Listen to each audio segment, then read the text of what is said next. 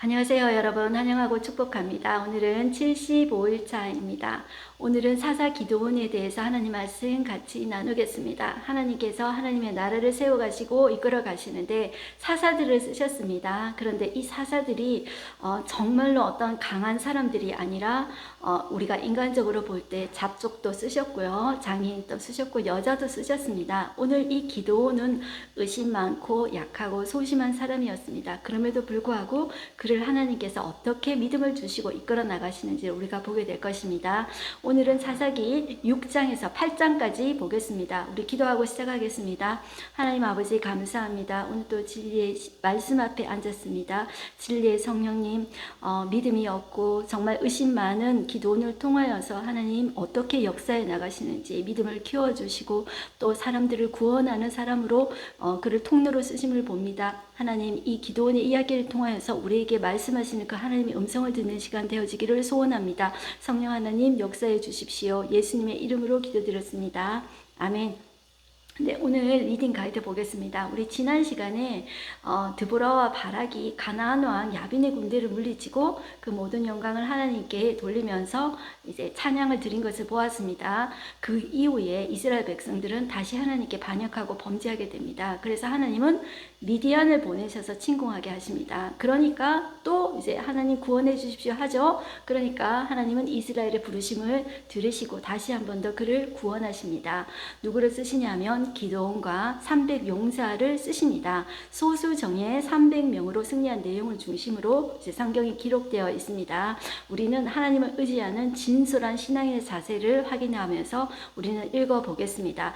우리 가이드맵을 보시면 이 므낫세는 요단 동편에도 땅을 차지하고 있고 약속의 땅 가나안 땅에도 이제 땅을 차지하고 있습니다. 그러니까 이 므낫세 지파가 땅 면적으로 차지하자면 가장 큰 면적을 이제 차지한 이제 지파가 되겠죠. 그럼에도 불구하고 이 기도원은 므낫세 지파 출신임에도 불구하고 나는 약해요. 우리 므낫세 지파는 약해요. 이제 이렇게 표현하는 것을 볼 수가 있습니다. 우리 본문으로 한번 들어가 보겠습니다.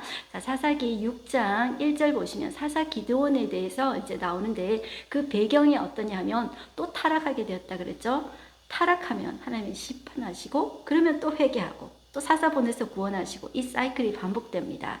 자, 그래서 또 안정기에 또 들어가게 되니까 또 타락했다는 것이 1절에 나오게 됩니다. 1절 보겠습니다. 이스라엘 자손이 또 여호와의 목전에 악을 행하였으므로 여호와께서 7년 동안 그들을 미디안의 손에 넘겨주시니, 자, 미디안을 잠깐 설명드리자면요. 미디안은 아브라함이 사라가 죽고 난 다음에 그두라라는 후처를 맞이하게 됩니다. 그두라를 통해서 총 6명의 아들을 낳게 되는데 미디안은 4번째 아들이 됩니다. 그래서 아브라함의 아들 이제 이삭에게 이제 유산을 물려줄 때 그 아들을 다 떠나가게 합니다. 동방으로 떠나가게 하는데 이 미디안은 에돔 밑에 있죠. 우리가 요단 동편 나라 할 때 에돔, 모압, 암몬, 아모리 했던 거 기억나시죠?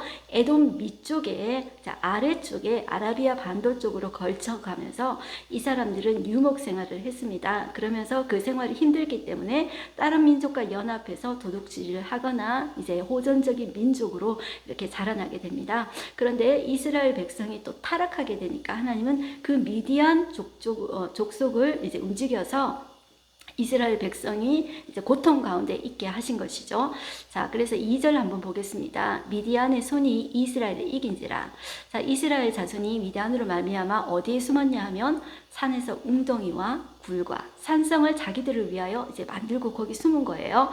그리고 3절 보시면 이스라엘이 파종할 때면, 이스라엘은 파종을 언제 하냐면 우리하고 다릅니다. 우리는 봄에 파종을 하지 않습니까? 그런데 이스라엘은 그 우기가 여러분들 겨울이라고 생각하시면 됩니다. 그래서 가을에 파종을 합니다. 가을에 파종을 하는데 그때 미디안과 아말렉과 동방 사람들이 연합해서 치러 온 것입니다. 그래서 진을 치고 가사에 이르도록, 가사는 블레셋에 있는 도시입니다.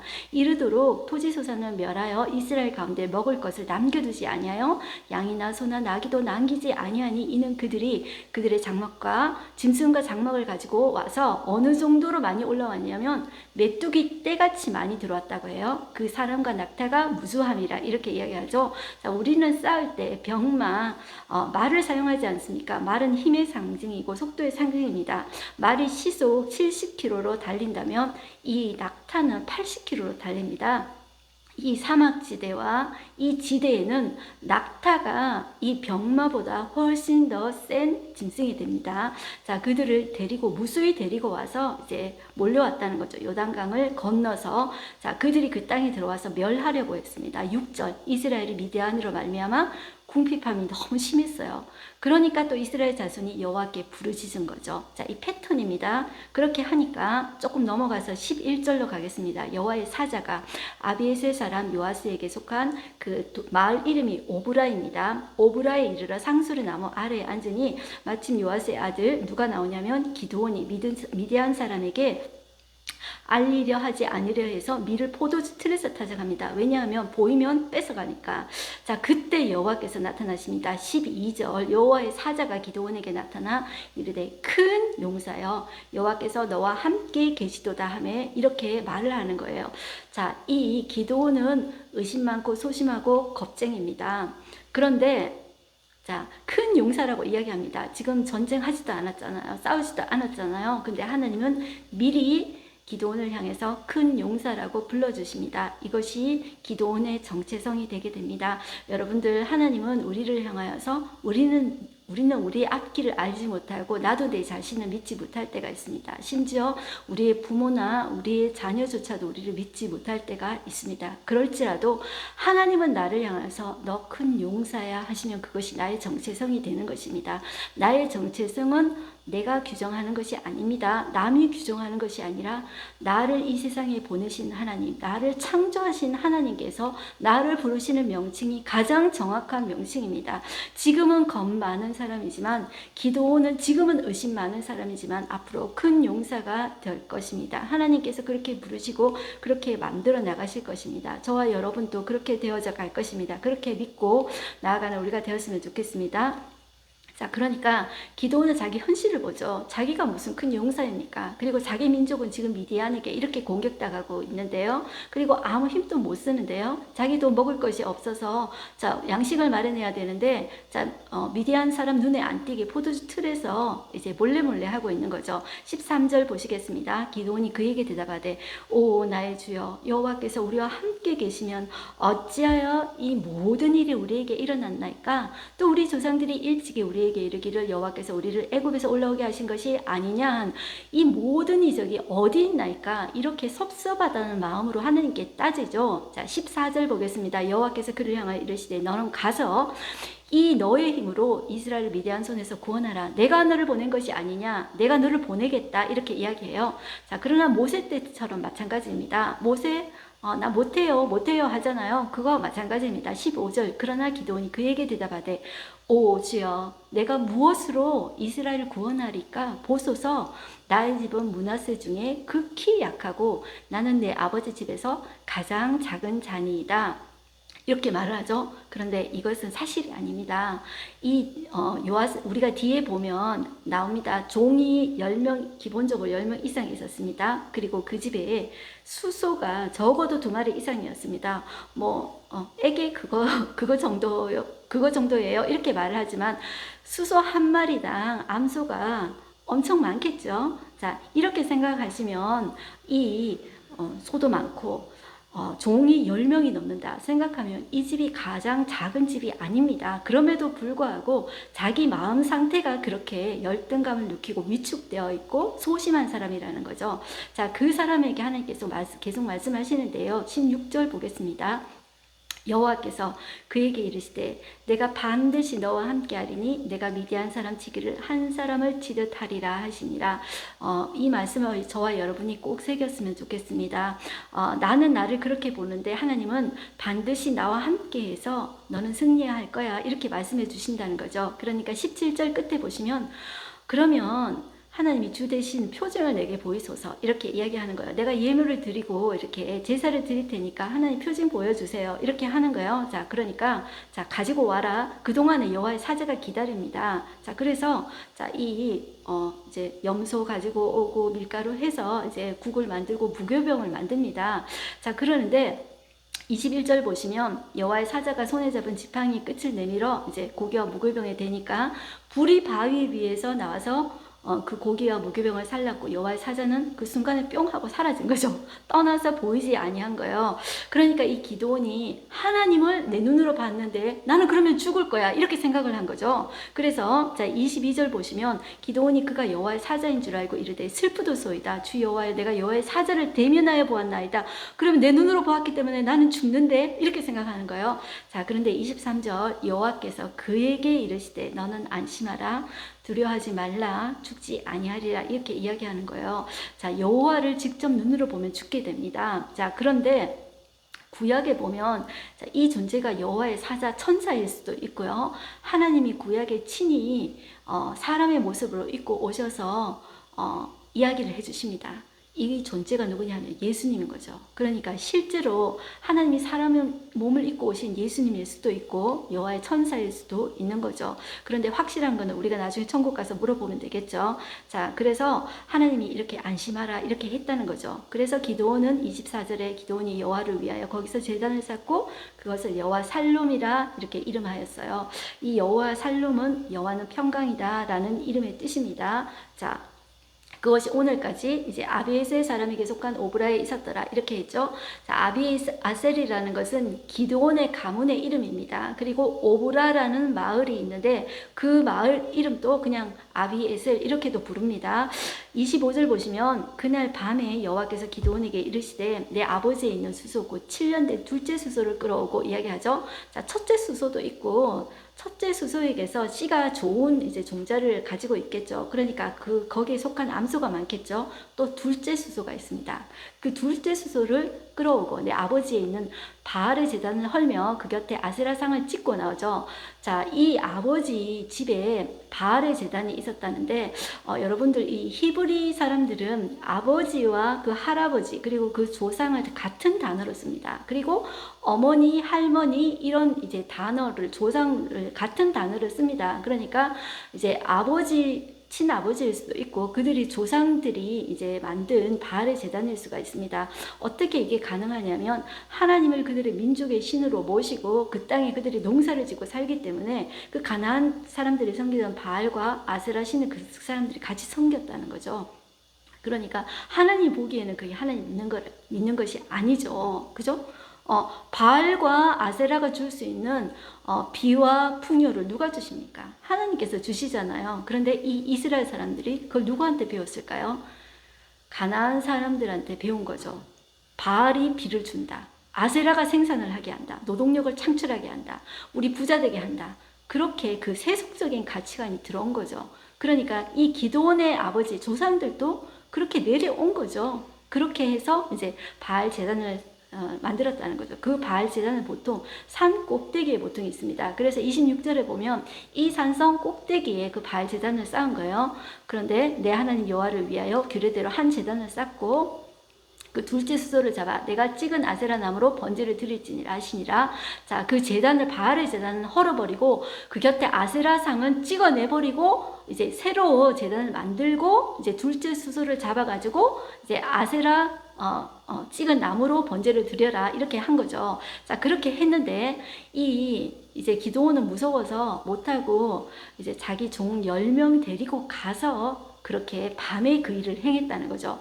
그래서 그 성읍 사람들이 와서 보고 이거 누가 했어? 우리 이 바알 제단에 누가 이렇게 했어? 이렇게 했다는 거죠. 자, 그런데 범인이 밝혀졌어요. 누구냐면 요아스의 아들 기드온이라는 거예요. 그래서 성읍 사람들이 요아스에게 자, 네 아들 이끌어내 죽여야 되겠어. 그는 당연히 죽어야 돼. 자, 이렇게 말을 했는데 그 요아스 아버지가 기드온의 편을 들어줍니다. 자, 그래서 31절 여러분들 중간에 보시면 요아스 아버지가 요아스가 이렇게 말을 합니다. 바알이 과연 신이냐? 그러면 바알의 제단을 파괴했는데 그가 자기 자신을 위해서 그가 다툴 거야. 그러니까 가만히 냅둬봐라. 그렇게 하는지 이렇게 말을 했다는 거죠. 자, 그래서 32절에 그날에 그 기드온을 여룹바알이라 불렀다. 그 이름의 뜻은 바알 제단을 파괴하였기 때문에 그 이름을 붙였다. 이렇게 나옵니다.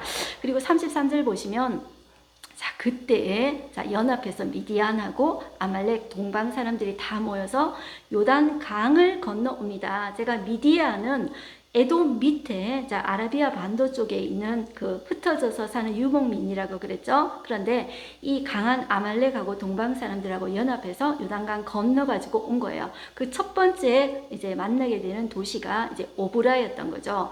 자 오브라였는데 어디에 진을 치냐면 이스라엘 골짜기에 진을 쳤습니다. 여러분들 이스라엘 골짜기 드보라 할 때 들어보지 않았습니까? 제가 이렇게 설명을 했습니다. 자, 갈릴리 딱 있으면, 자, 옆에 서쪽에 지중해 있습니다. 그리고, 자, 그 옆쪽에 그 곡창지대 이스라엘 골짜기가 있습니다. 그리고, 자, 제일 위쪽에 다볼산이 있습니다. 제가 다 보인다, 다볼산 했던 거 기억나시죠? 그리고 그 중간에 길게 보아야 보인다. 그래서 길보아산이 있습니다. 그리고 5km 밑에 모래산이 있습니다. 제가 조금 이따가 다시 설명드리겠습니다. 이 지명들을 몇 번 들어 놓으시면 여러분들이 말씀을 들을 때 훨씬 더 좀 수월하게 들립니다. 그래서 이 이스라엘 골짜기가 그들의 곡창지대입니다. 자, 여기 와서 진을 치게 된 거죠. 자, 이 골짜기 이쪽 이스라엘 평지 쪽에 이제 진을 치게 되죠. 왜냐하면 수많은 사람들이 왔거든요. 뒤쪽에 몇 명이 왔는지 나옵니다. 13만 5천 명이 오거든요. 그리고 뭐 낙타 부대와 막 이렇게 병기들을 가지고 오는 거죠. 그러니까 이제 어떤 골짜기보다도 골짜기하고 쭉 해가지고 이제 평지 그쪽에서 진을 치고 있겠죠. 자, 그때 34절 여호와의 영이 기드온에게 임하시니 기드온이 나팔을 불매 아비에셀은 그의 가문이라고 그랬습니다. 그의 뒤를 따라 부름을 받으니라. 기드온이 또 사자들을 온 므낫세에 두루 보내매 그들도 모여서 그를 따르고 또 사자들을 아셀과 자 이번에 드보라 전쟁이 드보라하고 바락하고 전쟁할 때 안 왔죠. 근데 아셀이 지금 옵니다. 아셀과 스불론과 납달리에 보내매 그 무리도 올라와 그를 영접하더라 되어 있죠. 자, 이 이스라엘 골짜기는 이사갈 지파의 땅입니다. 그런데 정작 이사갈 지파 사람들은 오지 않았죠. 36절 보시면 기드온이 하나님께 여쭈되 주께서 이미 말씀하신 것 같이 내 손으로 이스라엘을 구원하시려거든 징조를 구합니다. 37절 보소서 내가 양털 한 뭉치를 타작마당에 두리니 만일 이스라엘 양털에만 있고 주변 땅을 마르면 주께서 이미 말씀하신 것 같이 내 손으로 이스라엘을 구원하실 줄을 내가 알겠나이다 했더니 그대로 된 거예요. 자, 이번에는 또 기드온이 반대로 이야기합니다. 39절 주여 노하지 마소서 이번에는 내가 이번만 말하리이다 구하옵나니 내게 이번만 양털로 시험하게 하소서 반대로 이야기를 하는 거예요. 그런데 자 40절에 그 밤에 하나님이 그대로 행하셨다. 자 이렇게 나옵니다. 자, 그 다음에 7장에 이제 기드온이 미디안을 치는 내용이 나오는데요. 1절 보시면 여룻바알이라 하는 기드온과 그를 따르는 모든 백성이 일찍 일어났어요. 그리고 하롯셈 곁에 진을 쳤다고 나오죠. 하롯셈은 어디 있냐면 그 이름의 뜻이 뭐냐면 두려워 떨다라는 뜻입니다. 자, 그래서 이 하롯셈이라는 것은 길보아 산 기슭에 있는 셈인데요. 자, 길보아 산 기억도 잘 하기 힘드시겠죠. 제가 길보아산은 길게 보아야 보인다. 여러분들 나태주 시인 아시죠? 오래 보아야 예쁘다. 뭐 너도 그렇다. 그런 시 아시죠? 길게 보아야 된다. 그래서 길보아산 이렇게 기억해 보세요. 길보아산 아래 하롯셈이 있습니다.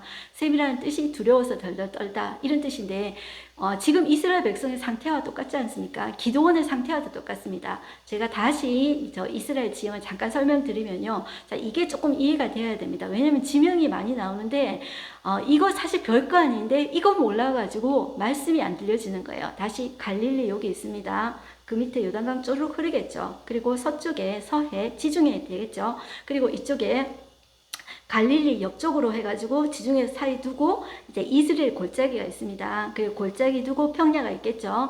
자, 그리고 제일 위가 자 다볼산입니다. 다 보인다 다볼산. 여기에서 뭐가 있었죠? 드보라하고 바락의 전쟁이 있었죠. 그리고 그 중간이 산 중턱이 모래산입니다. 그리고 한 5km 밑이 길보아산입니다. 길게 보여야 보인다. 길보아산 그 밑에 하롯셈이 있습니다. 그래서 기억나시지 않거든 길게 보아야 보인다. 오늘은 길보아산 밑에 하롯샘가에 기드온이 이제 진을 쳤다 이렇게 보시면 되겠습니다. 그리고 미디안 진영들은 아까 이스라엘 골짜기에 진을 쳤다 그랬죠. 거기가 거기입니다. 그러니까 뭐 5km 밑에 뭐 그 조금 그러니까 다 비슷하죠. 자, 미디안 진영은 그들의 북쪽이요 모레산 앞 골짜기에 있었더라. 제가 이 길보아산하고 모레산 거리는 5km 정도밖에 안 됩니다. 그러니까 13만 5천 명이 있으니까 거의 다 이제 그쪽이라고 생각을 하시면 되겠습니다. 2절 여호와께서 기드온에게 이르시되 너를 따르는 백성이 너무 많은즉 내가 그들의 손에 미디안 사람 넘겨주지 아니하리라. 그러면서 자, 하나님이 이유는 뭐냐 하면 이는 이스라엘이 나를 거슬려 스스로 자랑하기를, 자, 자기 스스로 너무 많으면 내가 많아서 뭐 많지도 않습니다. 모였는데 자, 스스로 자랑하기를 내 손이 나를 구원하였다 함일까 할까 두려워함이라. 그래서 하나님이 자, 무서워서 떠는 자 다 돌아가라 그래.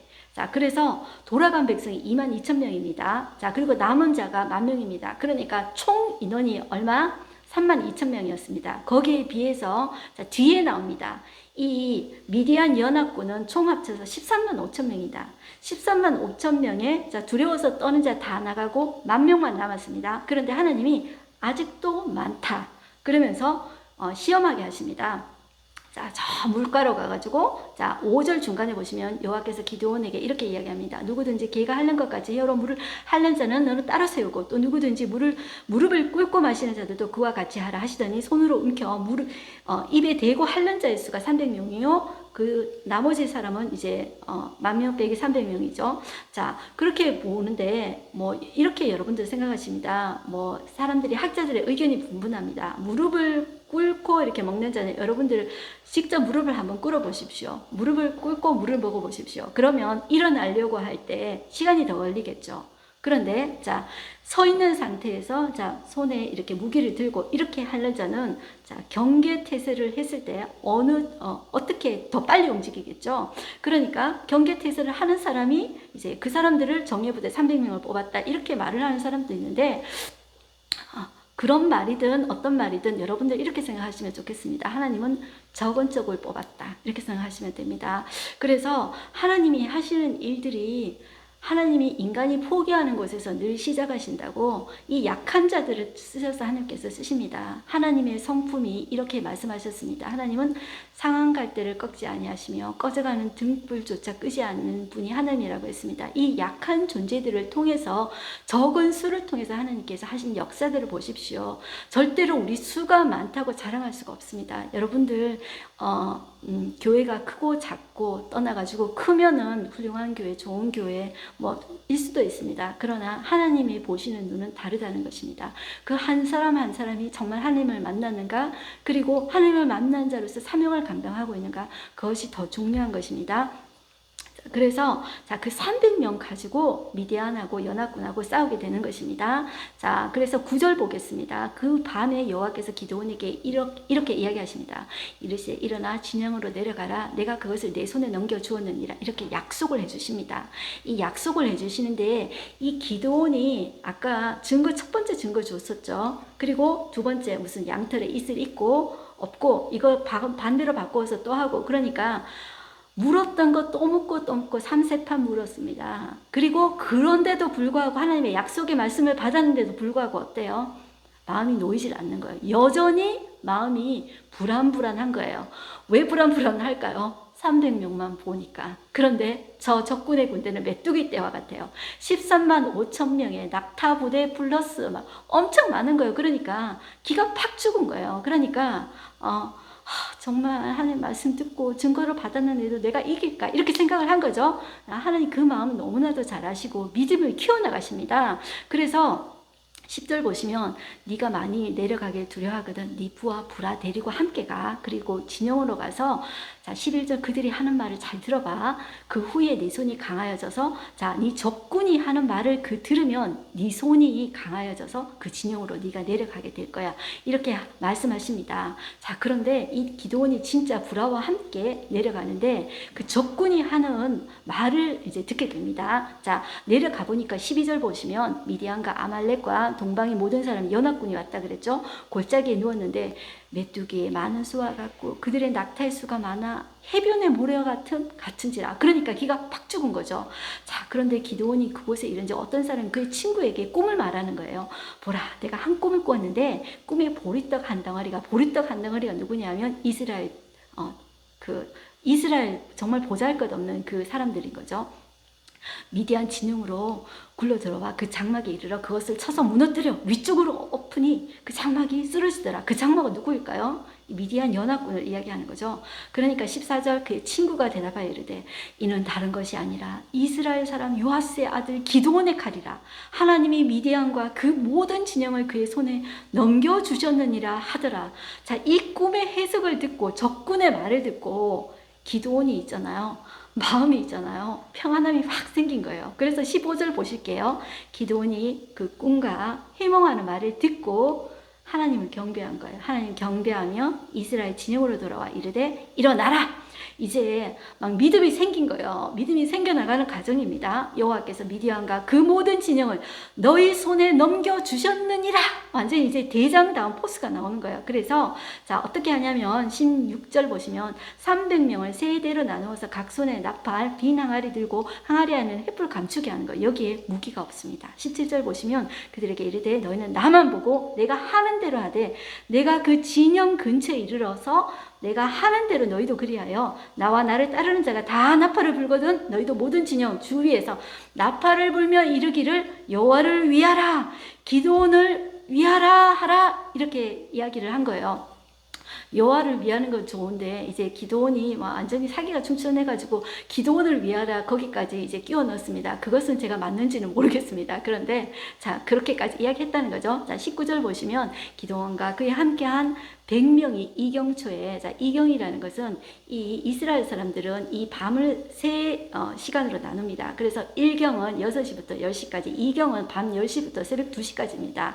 이제 3경은 2시부터 이제 새벽 6시까지를 3경이라고 합니다. 그러니까 이때 제일 깜깜할 때 근무교대를 합니다. 이제 그것이 나오는데요. 자, 이경초에 진영 근처에 이른 즉 바로 파수꾼들을 교대한 때라. 그들이 나팔을 불며 손에 가졌던 항아리를 부수는 거예요. 자, 세대가 나팔을 불며 항아리를 부수고 왼쪽에 횃불 들고 오른손에 나팔을 들어 불며 외쳐 이르되 여호와와 기드온의 칼이다 하고 있잖아. 그 진영을 에워싸니까 그 미디안의 연합군들이 이게 있잖아요. 뭐 병거들이 오는 소리인지 무슨 소리인지 막 불빛이 나고 난리가 나니까 자기들끼리 혼란해서 친구들끼리 있잖아요. 자기 적군인지 아군인지도 모르고 자기들끼리 싸운 거예요. 자, 그래가지고 자기들끼리 싸워서 죽었다는 이야기입니다. 그래서 23절 보시면 이스라엘 사람들은 납달리와 아셀과 온 므낫세에서부터 부름을 받고 미디안을 추격한 거예요. 자, 기드온이 사자들을 이제 보내서 에브라임 온 산지로 두루 다니게 해서 자, 그제서야 에브라임 이제 지파가 온 것입니다. 내려와서 미디안을 치고 그들을 앞질러 벳바라와 요단강에 이르는 수로를 점령하라. 자, 여기 지명은 조금 몰라도 되고 중요한 것만 제가 설명하겠습니다. 이에 에브라임 사람들이 다 모여서 벳바라와 요단강에 이르는 수로를 점령했습니다. 그리고 미디안의 두 방배 이제 왕입니다. 왕이라고도 하고 방백이라고도 하는데요. 오렙과 스앱, 그 이름의 뜻이 독수리와 늑대입니다. 사로잡아 오렙은 오렙 바위에서 죽이고 스앱은 새 포도주 틀에서 죽이고 미디안을 추격하였고 오렙과 스앱의 머리를 요단강 건너편에서 이제 기드온에게 가지고 온 거예요. 그 머리를 기드온에게 가지고 온 거예요. 자, 8장에 오시면 자, 이 에브라임 사람들이 우리가 장자지파다라는 프라이드가 상당히 있습니다. 이 사람들은 그래서 자, 기드온한테 따지러 온 것입니다. 자, 네가 미디안과 싸우러 갈 때 왜 우리 부르지 않았어? 안 불렀을까요? 근데 자기들이 안 왔겠죠. 근데 늦지막하게 왔죠. 그래서 우리를 이같이 대접하면 어찌 됨이냐. 이게 이제 그 하늘 아래 태양 두 개 있지 못한다. 그래서 이거는 주도권 싸움입니다. 그래서 그와 크게 다투는 거예요. 그런데 이 기드온은 지혜롭게 말합니다. 겸손하게 이렇게 이야기하는 거예요. 2절 중간에 보시면 에브라임의 끝물포도, 에브라임이 누구죠?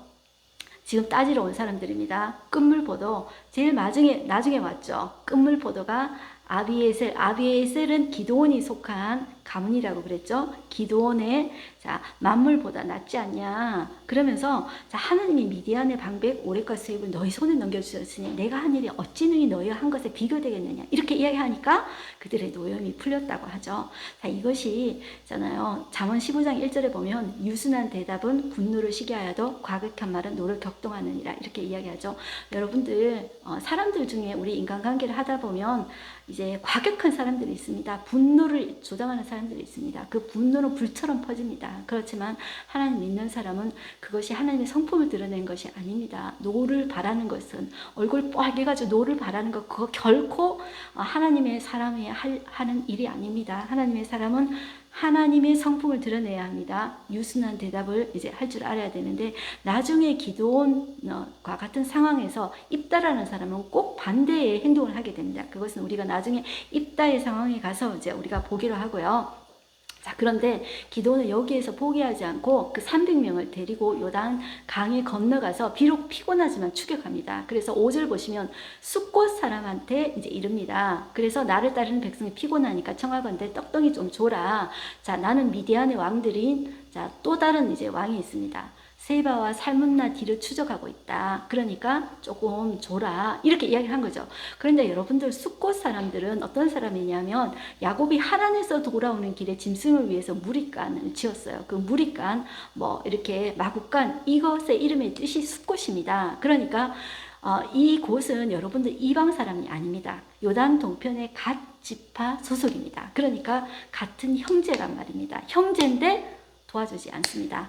이 숫곳과 숫곳과 여러분들 세바와 살문나는 미디안 사람이지 않습니까? 그런데 미디안 사람들은 보호해주고 자기들 형제인 이 기드온 사람들은 기드온과 그의 300명의 군사들을 도와주지 않는 거예요. 그러니까 숫곳 사람들이 6절에 보시면 방백들이 이렇게 이야기하는 거예요. 세바와 살문나의 손이 지금 네 손 안에 있다는 거냐? 어찌 우리가 내 군대에게 떡을 주겠느냐 이렇게 이야기를 하는 거예요. 형제를 도와주지 않는 거죠. 이게 얼마나 섭섭하겠어요. 그러니까 기드온이 7절에 여호와께서 세바와 살문나를 내 손에 넘겨주신 후에 내가 너희를 들가시하고 찔레로 너희 살을 찢을 거야. 너희들 가만히 안 두겠어. 이렇게 하는 거예요. 다시 분우엘로 옵니다. 분우엘 같은 말입니다. 여기도 야곱과 연결된 곳이 아닙니까? 야복강가에서 이제 그 싸운 곳이 아닙니까? 하나님의 얼굴을 보았다 해서 분이엘이라고 하지 않았습니까? 이 사람들 다 형제 민족입니다. 같은 족속 아닙니까? 같은 이스라엘 민족 아닙니까? 그런데 이 사람들도 같이 숫곳 사람들과 같이 대답한 거예요. 그래서 9절에 보면 기드온이 이렇게 이야기하는 거예요. 내가 평안히 돌아올 때 이 망대 다 헐어버릴 거야. 이렇게 이야기하는 거예요. 진짜 그렇게 됩니다. 그래서 10절 보실게요. 이때 세바와 살문나와 갈굴에 있는 동방 사람의 모든 군대 중 칼든 자 12만 명 죽었고 12만 명 플러스 여러분들 그 남은 15,000명 가량은 그들을 따라와서 거기에 있더라 이야기했죠. 그러니까 적어도 플러스하면 12만 명 플러스 5,000명, 15,000명 플러스하면 13만 5,000명입니다. 적군이 적어도 14만 5,000명 플러스 낙타부대 왔다는 거죠. 그런데 11절 적군이 안심하고 있는 중에 기드온이 이렇게 친 겁니다. 그래서 세바와 살문나자고 사로잡고 온 진영을 격파한 거죠. 그리고 숫곳 소년 중 14절에 보시면 한 소년을 잡아서 신문에 있는데 그 소년이 숫곳의 방백과 장로들 77명의 명단을 적어주게 됩니다. 그래서 이 기드온이 쫓아가가지고 그 명단대로 다 죽여버립니다. 그리고 분우의 망대에 다 헐고 그 성읍 사람들을 죽여버립니다. 그리고 기드온이 일어나서 여러분들 어디로 가시냐면 20절 볼까요? 그 기드온이 기드온의 마다들입니다. 여델에게 일어나서 네가 이제 죽여봐. 그런데 이 여델이 너무 어려워서 두려워해서 못하는 거예요. 세바와 살문나는 그 어린애의 손에 죽으면 명예롭지 못하잖아요. 네가 죽여라. 그렇게 하는 거죠. 그래서 기드온이 다 죽이는 거예요. 그리고 죽이고 끝나면 되는데 탐욕을 부립니다. 그들의 낙타목에 있던 초승달 장식을 떼어서 가진 거예요. 자, 이 사람들은 달을 숭배하는 사람들입니다. 그 지역 자체도 여러분들 메소포타미아 그 지역에서 팔레스타인에서 이집트까지 해서 비옥한 초승달 지역이라고 합니다. 그런데 그 사람들이 이렇게 잘 먹고 잘 살면서 이제 상업을 하게 되는데 왕의 대로로 길을 이어서 이제 이렇게 무역을 하죠. 이제 그러면서 밤에도 이동하고 하면서 밤에는 달들이 그를 보호해 준다 해서 해도 섬기고 달도 섬깁니다. 그래서 초승달 장식을 이제 주로 가지고 있는데요.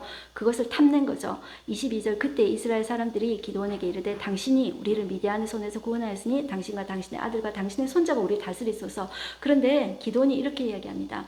나 너희들 다 안 다스릴 거야. 내 아들도 안 다스릴 거야. 여호와께서 너희를 다스리시리라. 자, 멋지죠? 자, 그런데 이렇게 요청할 것이 하나 있대요. 그 요청할 것이 뭐냐면 자, 이스라엘 사람들이 금 귀고리가 있어요. 금 패물이 많은 거예요. 그래서 그거 달라는 거예요.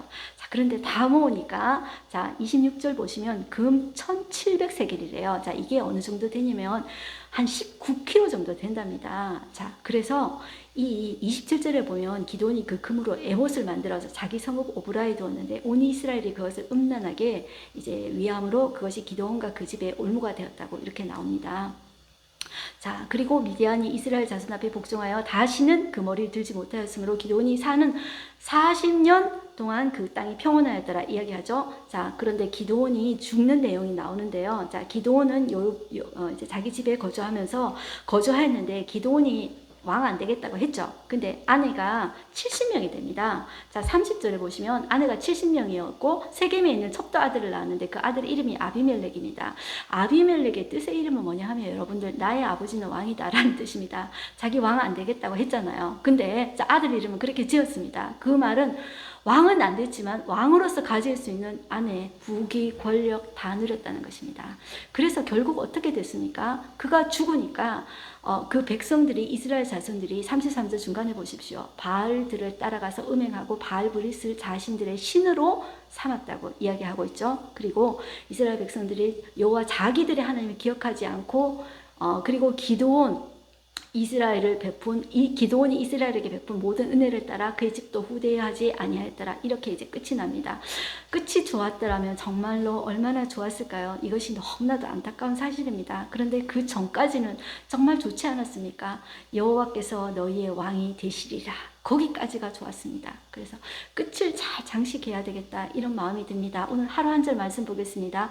여호와의 사자가 기드온에게 나타나 이르되 큰 용사여 여호와께서 너와 함께 계시도다 이렇게 이야기했습니다.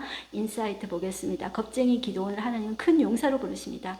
큰 용사이신 하나님께서 그와 함께 하시기 때문입니다. 홍해를 건넌 후에 모세는 애국군을 물리친 하나님을 큰 용사로 노래하였습니다. 큰 용사이신 하나님께서 함께 하셨기에 기드온은 미디안 군대를 한 사람 치듯이 격파하셨습니다. 하나님은 당신이 이루실 일을 내다보면서 우리를 부르십니다. 네, 여기까지 우리가 보겠습니다. 네, 기도하고 마치겠습니다. 하나님 아버지 감사합니다. 오늘 또 기도원을 보면서 그 약하고 의심 많은 사람을 통해서 하나님 믿음 주시고 어떻게 승리하게 하신 것까지 보았습니다. 그가 끝까지 하나님이 우리의 왕이시다. 끝까지 하나님을 높이고 찬양했더라면 좋았을 텐데 그는 탐욕을 부렸습니다. 마치 악원과 같이 금을 탐내고 그리고 많은 아내를 두고 그리고 자식을 두었습니다. 그리고 그것을 누렸습니다. 그 끝이 정말로 좋지 않았습니다. 하나님, 우리가 하나님 앞에 부름을 받았을진데 여호와 하나님을 깊이 가슴속에 간직하면서 우리의 끝 또한 하나님께 영광을 돌리며 하나님을 왕으로 모시는 우리 되게 하여 주시고 우리가 하나님의 기쁨이 되며 찬송이 되는 우리가 되게 하여 주십시오. 오늘 또 승리하는 우리 되게 하여 주십시오. 감사드리며 예수님 이름으로 기도드렸습니다. 아멘.